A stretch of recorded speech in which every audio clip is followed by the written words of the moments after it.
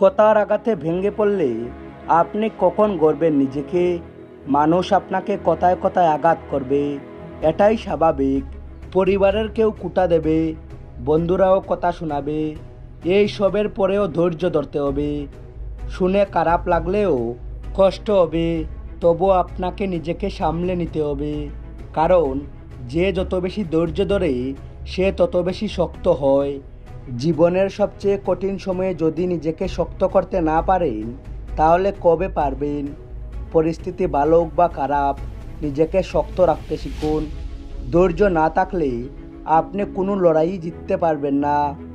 চলার পথে কাঁটা থাকবেই, কিন্তু কাঁটা ছাড়া যদি রাস্তা পান তাহলে সেটা আসলে কোনো রাস্তাই না। তাই যতই কষ্ট হোক ভেঙে না পড়ে নিজেকে গড়ুন, কারণ ধৈর্যই হবে আপনার সবচেয়ে বড় শক্তি।